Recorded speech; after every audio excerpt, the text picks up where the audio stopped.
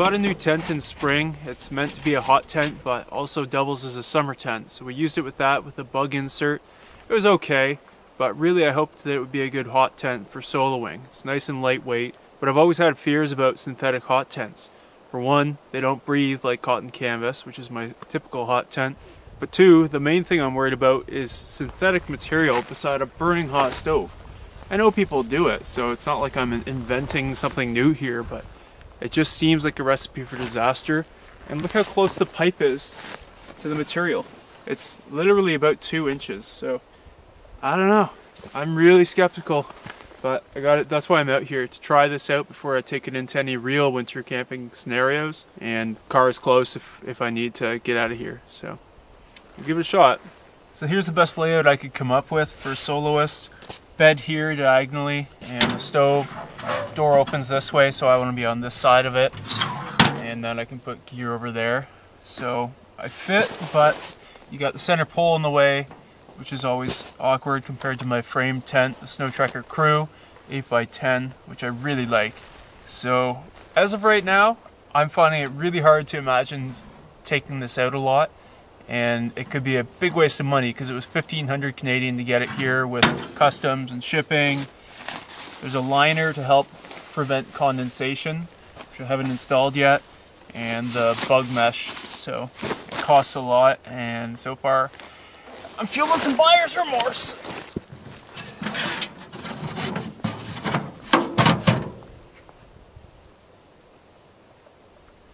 No firewood here, so I just got back from a run, grabbed some dead jack pine. They're not big, but they'll do the job for this little trip. And the last crew was probably a hunt camp. They left some rounds. That should do me. I'll zip these up and swing the axe. Oh, that's so fun.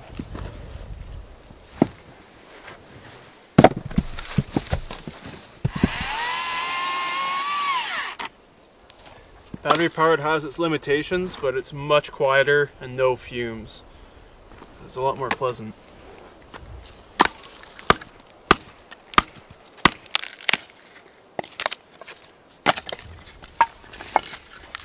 Well, that might be a bit overboard, but you never want to run out. Lots of fine splits here, which make lighting the stove 100 times easier. Much better than twigs. This is the easy version of hot tenting. I didn't have to haul in, drove to the site, didn't have to saw up all the wood. There was even some here for me, and brought my water. So half of the work, at least for the day, was already done, and I'm still losing the light as I do get this done. So it's just crazy how much work this is sometimes, but it's all worth it for this moment.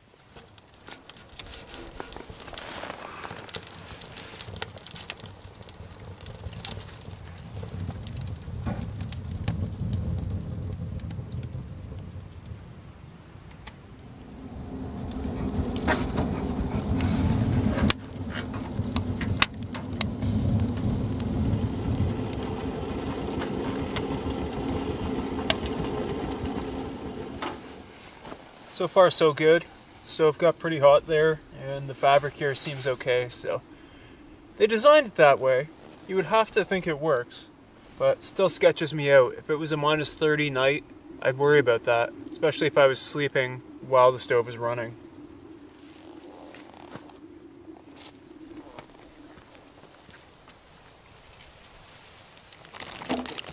Cheese tortellini on the menu tonight. With the stove lit, I'm feeling a lot more at home in this new tent. At first I thought, I'm never going to use this for winter camping. Now, starting to see a possibility, but I'm really attached to my other tent, so it'll be hard to pull this one out, even though it shaves over 10 pounds off my weight. Warming up the pasta sauce in here, which conveniently fits on top of the kettle. Just keeping that warm there. Oh, I haven't popped a beer yet. Cheers to winter. 7 months left. Oh, it's nice and cold.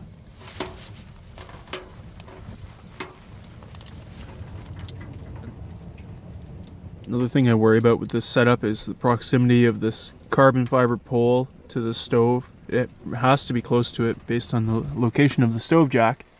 And if this was ripping hot for hours, I don't know. We'll see.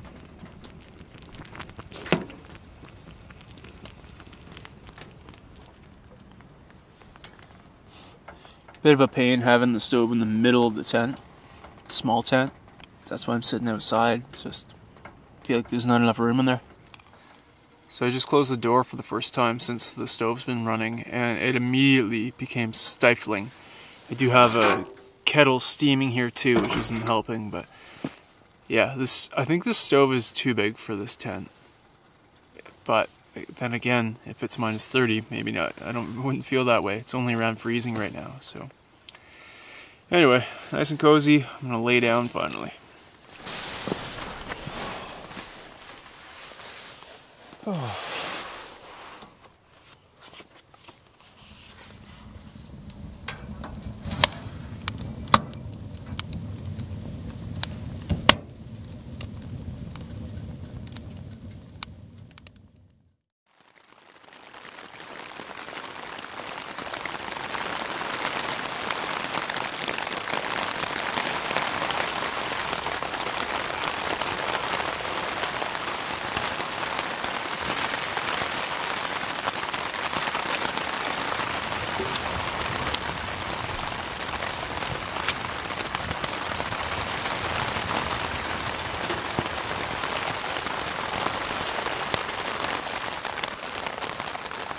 It was a much milder night than I expected, so this heavy snowfall has turned into freezing rain.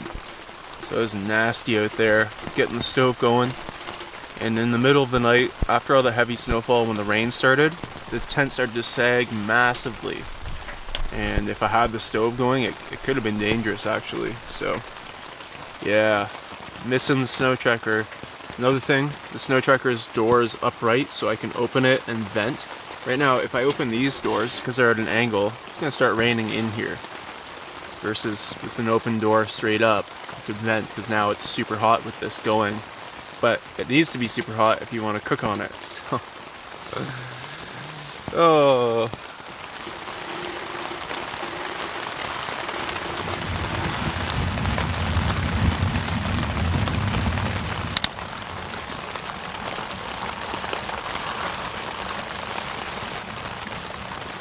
Thankfully I've got nowhere to be, I've got a book to finish, tea, and the tent is not saturating with rain like it might with cotton canvas. That's one advantage of synthetic. I think about the differences like a rain jacket and a denim jacket. So a denim jacket you'd much rather have around the fire, right? Rain jackets get holes in them so easily with sparks. Denim doesn't catch fire so easily, but it also soaks, so. But certainly plenty of condensation. It is quite damp, yeah, it's dripping off me. I was hoping for a winter wonderland this morning, but this rain might wash it all away.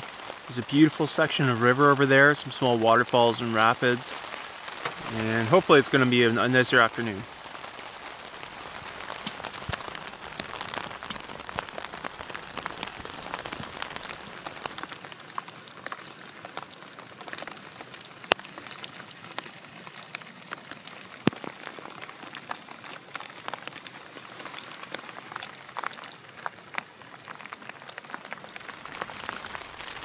The more time I spend in here, the more I'm missing my other tent.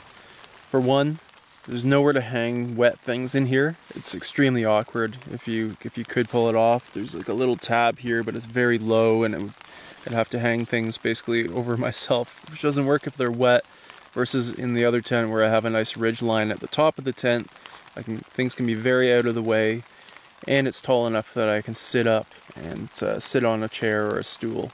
In the other tent, I also upgraded it to have a vinyl window, which is so nice because if you are kind of penned up in here, you can look outside, watch the rain, watch the snow whipping outside while you sit beside the fire. And I've come to realize that this tent feels like a tent, like a small summer tent. It can accommodate a wood stove, but it's still the same kind of cramped vibe. And the other one, the Snowtrekker, it feels more like a cabin.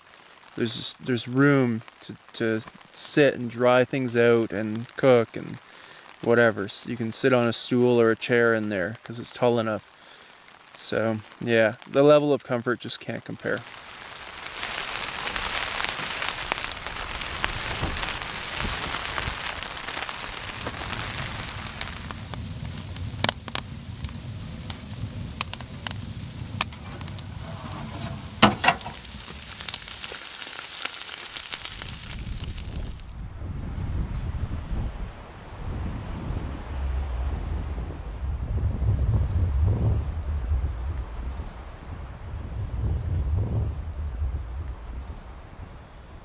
free at last.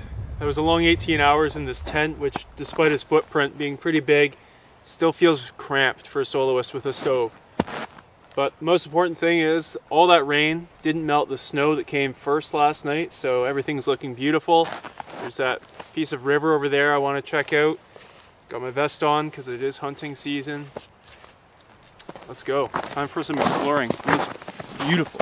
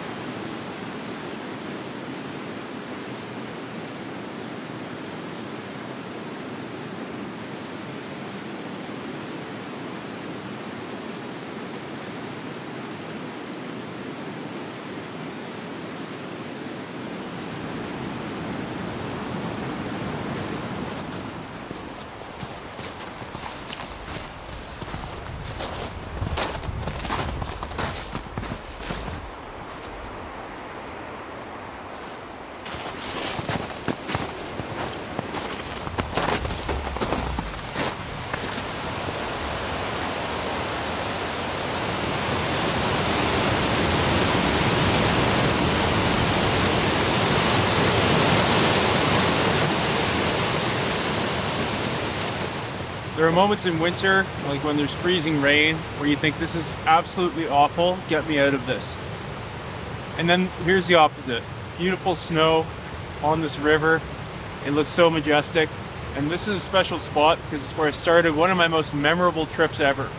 It was only 6 days, but it was one of the most challenging and strenuous trips I've ever done. One of the most rewarding too.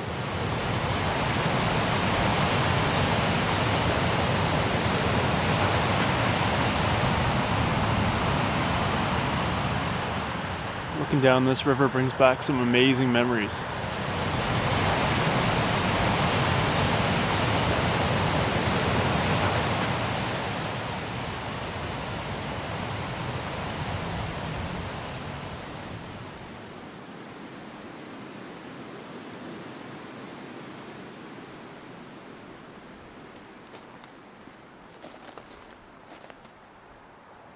Beautiful hike, and after that I kind of feel like I got what I wanted out of this trip, so I'm gonna pack up.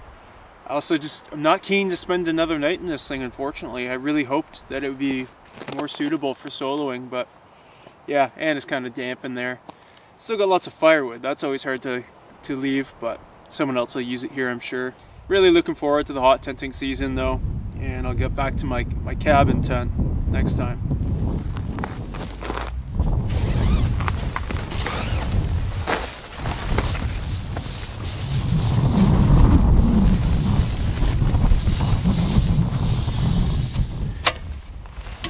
Just enough time to get this all done before dark. It's just a warm-up trip, and this is exactly why I pressure test a new system beside the car or something like that. But if you want lots more of this, I'll put a playlist up above along with the trip I did down this river, which ended up with some beautiful snowy scenes, the top questions I get about winter camping, and a video I did last season. A very concise 20-minute summary of everything I know about hot tenting.